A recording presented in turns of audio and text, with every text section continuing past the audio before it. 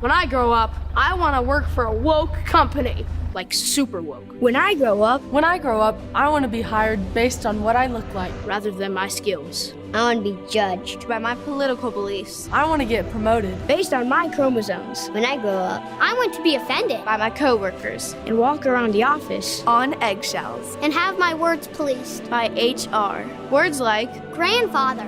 peanut gallery. Long time no see. no can do. When I grow up, I want to be obsessed with emotional safety and do workplace sensitivity training. all day long. When I grow up, I want to climb the corporate ladder. just by following the crowd. I want to be a conformist. I want to weaponize my pronouns.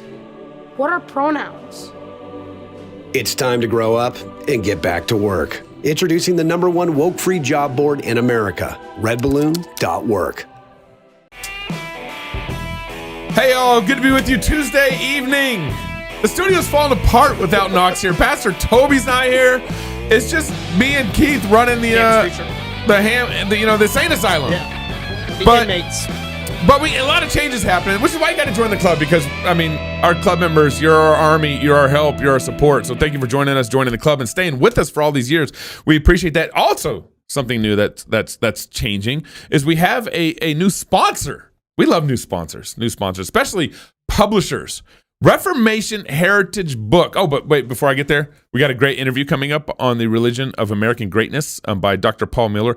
What's wrong with Christian nationalism? I wish I had the RC Sproul button. What's wrong with you people? Yeah. But first, Reformation Heritage Books is a publisher and bookseller. You need to be quiet while I'm reading our new sponsor here, whose mission is to equip the saints to serve Christ and his church through biblical, experiential, and practical resources.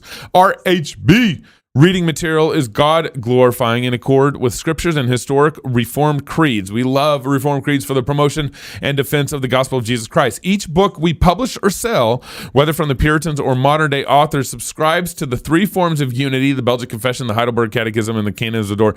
Man, this ad is written by a Puritan, I guarantee it. You're like, maybe Baxter wrote this ad, or maybe Thomas Watson, somewhere. It's not Owen. And the Westminster Standards. Don't forget about that. Find more at heritagebooks.org, heritagebooks.org. Make sure you guys check out our new sponsor there. They got some great books, and we'll be doing some unboxing here coming up on the show later. Now, I'm going to drop you into our fantastic interview. We had a lot of fun. There's a little sparring that happened with Dr. Paul Miller on the religion of American greatness. He just needs to become a theonomist. Pray for Dr. Miller. It's a good little beat for this segment. We're going to bring out... I was just going to flow with it. I was going to start flowing with it just for a minute. And then I broke the flow. So, hey, we got a great interview coming up with Dr. Paul Miller on the religion of American greatness. Yes, but before we get there, first, folks, our upcoming Fight, Laugh, Feast conference is just 2 months away. 2 months, 60 days.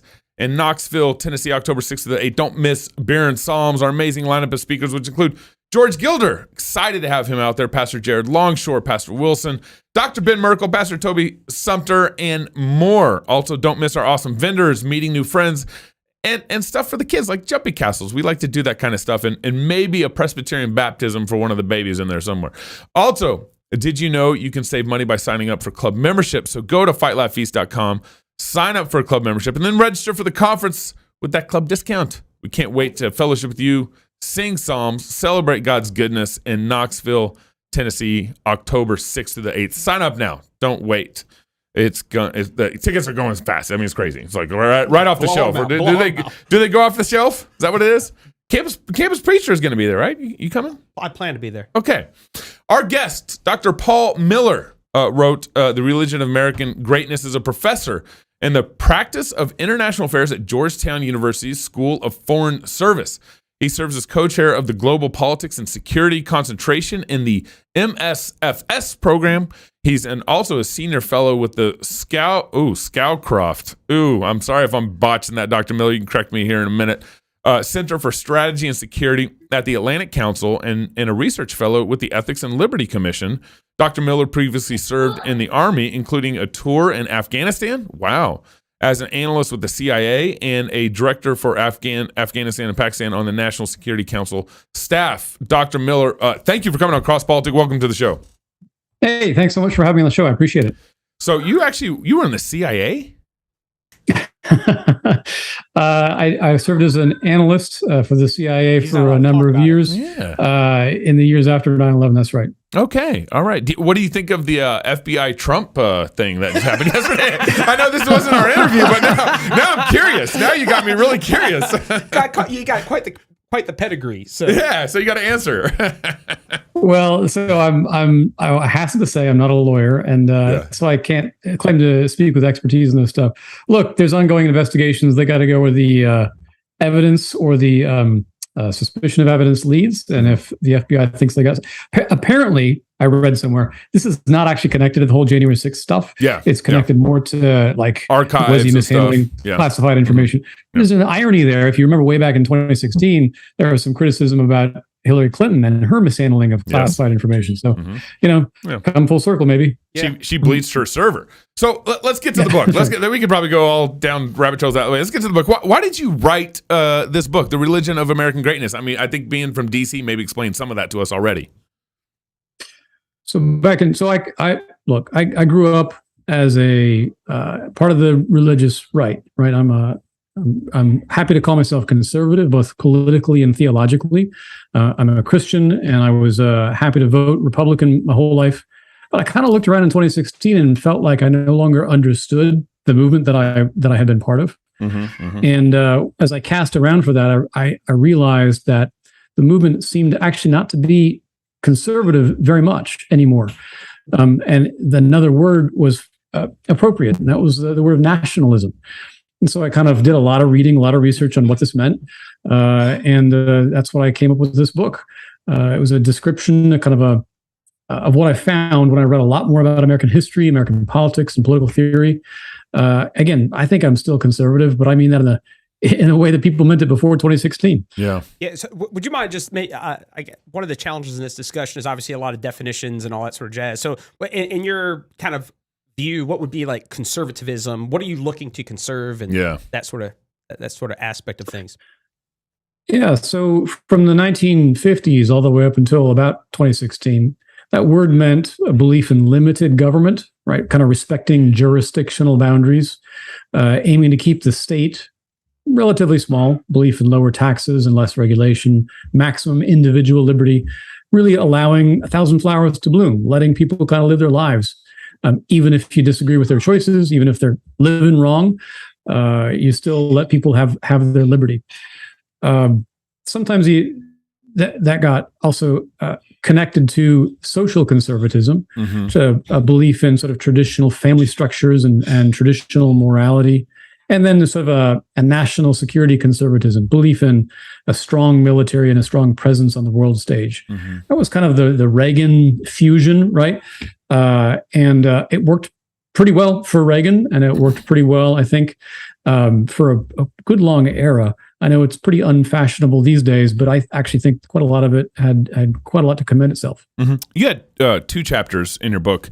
One was the case for Christian nationalism, and one was the case against Christian nationalism. Before you kind of maybe get there, why don't you just, again, like what Keith was asking, why don't you just define what Christian nationalism is, and then let's talk what, kind of case for and against it.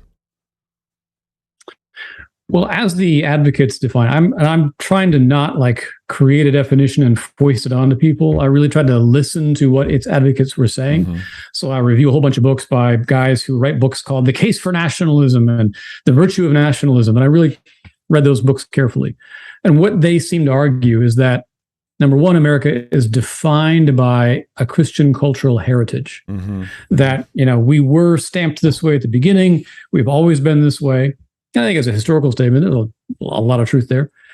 Then they also argue we have to stay that way in order to remain truly us. That the hardcore, the essence of being an American is wrapped up with his Christian cultural identity. I might actually disagree a little bit with that because I think our identity is a bit more wrapped up with the creed of equality and liberty more than the culture. But then the third movement they make, I think, is the one where I disagree the strongest. They seem pretty comfortable using the government to enforce a Christian cultural heritage and to say as a point of public policy that they're going to They're going to say, this is who we are as a country. This is our culture. This is officially who we are. And if you're not this, you're not truly American. And they want to use immigration policy, education policy, and other things to kind of hold up an official template of our national culture. And as a conservative, I just don't think government has a role in saying who we are. I think that you and I get to decide that in our daily lives and in all the choices we get to make. And we're all American citizens. We all get to make that choice equally. And if somebody is of a different culture, but they're still an American citizen and they still agree with the Constitution and the Declaration, they're still an American, what their cultural background is. You know, we There, both the pro and the con.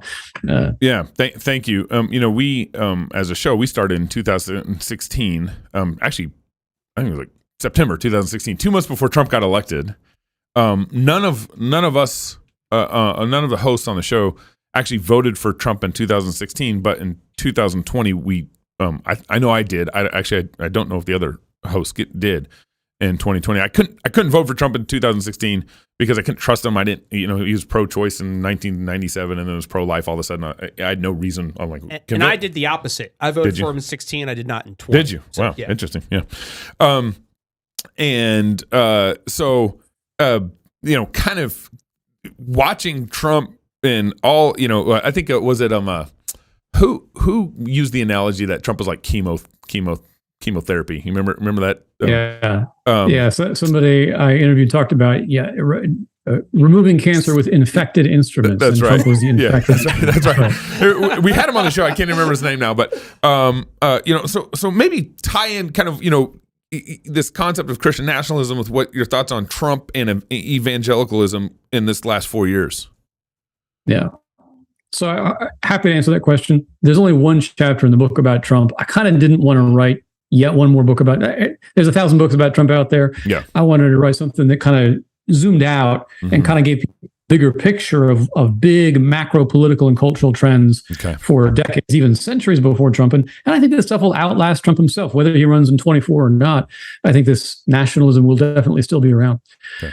Right. So back in 2016, Trump campaigned, if you listen to his rhetoric, he was very specific. He campaigned to Christians. He said, look, Christians' power has been taken away and I'm going to restore your power. It wasn't about values. He didn't say, I'm going to respect your values. He said power. He said, I will restore Christian power in this country. And it was a very blatant pitch for Christian power. I think that's a pitch for Christian nationalism.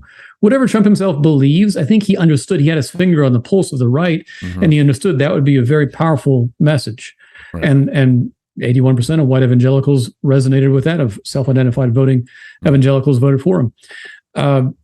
So I think it's fair to say that the political right has become nationalist, even more so under the age of Trump, because he has been a voice for this. He's brought it out. To be clear, I think nationalism has been in American political life forever.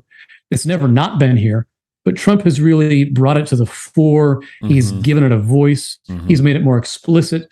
And I think people they feel there's a felt permission to emulate Trump in that respect and to advocate for this message in a way that wasn't true before. Yeah, I would totally agree with you. I felt like I'm sure it was around, but I broadly did not hear the term nationalism until late 2015, 2016. It seemed to kind of gain momentum. So I do campus ministry, and even interacting with college Republicans, the difference between, say, pre-16 Trump era and post-16 Trump era, and it's kind of waffled again. But there was a brief period there in 16 where I would travel around. You had a just kind of the growing Milo Yiannopoulos, which was kind of feeding it a little bit. That's you had Trump. And so, I would go to these campuses and they'd want to build like Trump walls. So everything was kind of this reactionary to the left. And it was like, hey, let's build a Trump wall. This will trigger everybody on campus and get everybody worked up. But prior to that, I felt like I rarely heard the term nationalism, and Trump definitely gave it an approval in kind of common parlance. He did in October 2018. He publicly embraced the label. He said, "Yeah, that's what I am. I'm a nationalist."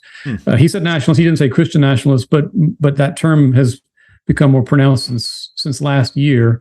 And was just 2 weeks ago, Marjorie Taylor Greene embraced the idea of Christian nationalism. So it's very much out there. It's not I didn't make this stuff up. I read the books by the people, by Samuel Huntington, Yoram Hazony, Rich Lowry, who advocate for this stuff. Yeah. Read the books, and I said, look, I'm not sure this is actually the best way for Christians to engage in politics. Yeah, we had Hazony on the show actually. So Dr. Miller, it seems like your conclusion is you would prefer some sort of classical liberalism, or as you also said, use the term, some sort of Christian republicanism, kind of equating the terminology. It seemed like to me in the book. Why do you think classical liberalism is kind of the relief valve or the conclusion for how our country should be functioning as a nation? I think it's the political equivalent of the golden rule, right? If we're going to treat, love.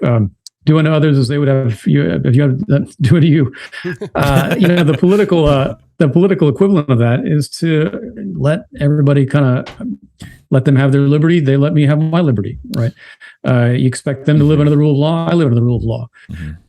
So if you want to institutionalize the golden rule in some kind of political structure, it's going to look a lot like democracy of some sort, with some kind of guarantees and rights for everyone. Like, I wouldn't want to choose to live under any other kind of regime, and I wouldn't want to choose for anybody else to have to live under any other kind of regime either. I think that it's one person has described democracy as the best technology for avoiding civil war. What he means is we're never going to agree on everything. We're never going to agree on the good life. There's always going to be fundamental disagreements.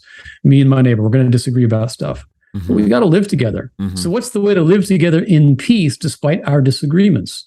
Well, I think the answer is going to look a lot like democracy plus rights. That's how you live together with people who disagree on the fundamental nature of the good. Yeah, because these people on the right, you mentioned Yoram Hazony, other people on the right, they no longer want to accept disagreement. They look at the other side, the progressive left, and there's this anti-progressivism that has taken on. It's almost become a political crusade where they want to eliminate progressivism as a force in American life. And look, I'm not a progressive. I disagree with the progressive left, but I think it is crazy to think we will eliminate them from American political life. That will not happen. And any kind of political agenda you have to just drive them out of the public square is dangerous. That, I think, is the message of my book. Yeah, and I think one of the difficulties in I knew I was hosting starting yesterday, so I only was able to read a little bit of your book. I wasn't able to get everything, but as I started to delve into it, I didn't prepare him well. I started getting into my problem is I have this infinite regress. I got to read everything you read. So Huntington, the Class of Civilizations, everything else. I feel like I gotta start delving into all this. I've read Uram's work and stuff like that. But I think the difficulty I'm having. So if I put myself in my shoes, I see the outworking, say classical liberalism 100 years ago. You had a broad. We were never a homogeneous culture, but you had a much more commonality of who we were, what our identity is, and those sorts of things. And so you kind of felt like there was a public sphere that was neutral is kind of the wrong word, but it was almost neutral. You know what I mean? We could all show up. We kind of had these disagreements. But now, for example, we were interviewing somebody yesterday who in Montana, he was part of they had some sort of hey, let's address the LGBT in our community sort of thing. And so because he posted that publicly, he was suddenly limited, and he's been brought up on some sort of charges in his... With the Realtor Association. He's a realtor and a pastor. Yeah, realtor and a pastor. And so he's now been limited in his ability to practice real estate because he's now violated the norms of that. So what I'm looking at broadly, because there's a sense which I agree and disagree with you, and I'm trying to get at this idea that we can have this neutral realm that somehow my rights as a Christian with LGBT, with Muslim, you know what I mean? This idea of pluralism that we can all live in the same space. I almost feel like you can't, and something's going to arise and kind of, for lack of a better word, maybe be supreme, if that makes sense. And so once that supremacy, be it the Enlightenment, be it classical liberalism, something's going to be supreme in the public sphere that we're all kind of bowing down to. So if you think of the coexist bumper sticker, the nature of that bumper sticker is, hey, everybody submit to democracy. And that's actually standing up over the coexist. Does the nature of what I'm inquiring make sense? Because I'm trying to get at something's going to be supreme in our culture. And obviously, even you're kind of suggested the golden rule, I want it to be Christianity. I feel like that's a reasonable thing because Jesus is Lord. So how do we kind of tie that out, if that makes sense, hopefully? Yeah, I mean, so the philosophical question you're asking is, do we need cultural commonality for democracy to work, or does pluralism undermine this whole project? And that's a very complicated debate. I want to acknowledge that there are some points of tension between, I think, religious liberty and some of the LGBTQ agenda. I think that's a true statement. But to the extent that's true, we're winning. Look at the last 20 years of First Amendment jurisprudence. Religious freedom is more well established in American constitutional law than basically ever before in American history. So we don't have to be afraid of developments in law right now. The principled case for religious freedom, not for Christian nationalism, but for religious freedom, is winning. And we're winning under the older conservative framework, not the new Christian nationalist framework. So I think that it actually vindicates the idea of classical liberalism or civic republicanism, whatever you want to call it, because our religious liberty is being protected. And I'll say again, the last 20 years of religious freedom jurisprudence kind of bears that out. I'm not answering your broader, deeper question because we need longer than 22 minutes to answer that question that's about totally fair. social solidarity. I will point out that democracy does work in all kinds of cultural backgrounds. And then I got a section in chapter 4 where I kind of do a tour of the horizon of democracy around the world, just kind of showing the data that democracy works. It doesn't require a Western context, doesn't require a Christian context. It works in lots of non-Western, non-Christian societies. And by the way, pluralistic societies as well. In fact, democracy can sometimes be the best answer to pluralism because there's no other way for pluralistic cultures to live together peacefully. In your book, when you stated kind of your conclusion is, I'd like to see kind of, classical liberalism return, you follow up with this. You say, what if the people of San Francisco wanted to defund the police and turn their city into a green, eco-communist, pot-smoking, drag queen dancing hippie utopia? And then you say, what if Texas... I'm from Texas, by the way. What if? So this was a good sentence. I lived there for 4 years. Yeah. What if Texas wanted to abolish most bureaucracies, regulations, and taxes, and turn their state into the world's most well-armed anarcho-libertarian paradise? Why should I care, and why should I stop them? And I can't but think. My mind immediately goes back to San Francisco. I think you should care because you want to love your neighbor. I think you should care because what if they legalized, pedophilia? There is a that kind of neutrality that you're arguing for will get San Francisco into pedophilia and get Texas into, anarchoism. I don't want either of those, and I care because I love my neighbor.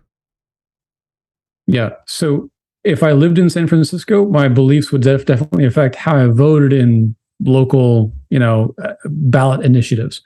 But I don't. I live in Virginia, and I vote in Virginia according to my beliefs here. I'm a big proponent of the devolution of power, of letting 1,000 flowers bloom. Exactly. And Augustine's got this thing in the City of God where he says something like, if we were perfect, there would be as many kingdoms in the world as there are houses in a city, and every kingdom would be small. His point is, why can't we all just kind of be self-governed and live in small communities and govern ourselves? It's only problems that cause us to amalgamate in larger polities. I think there's a lot of wisdom in that. I'd love to see greater devolution. It's a little off topic, but it does get to the point. It's okay if people in San Francisco choose to live wrong. It doesn't actually hurt me or my family. But is it okay for them to have pedophilia legalized? There's a line, and the civil rights movement taught us that there's a line where the federal government has to step in to protect fundamental civil liberties, right? We're not going to allow some place to vote to legalize murder, obviously.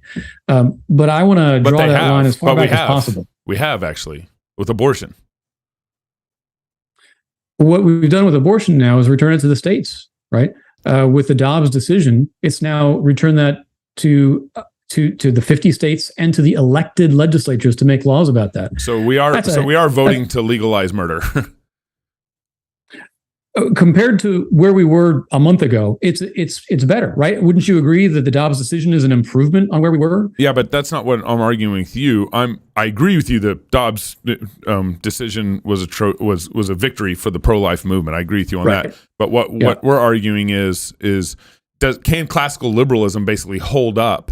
When I want to argue, I'm against the Trumpian form of Christian nationalism, but I'm definitely for Jesus is Lord over San Francisco and Jesus is Lord over Texas, and they should follow Jesus. And so if they make abortion illegal, well, I want to love my neighbor and say, no, you're wrong.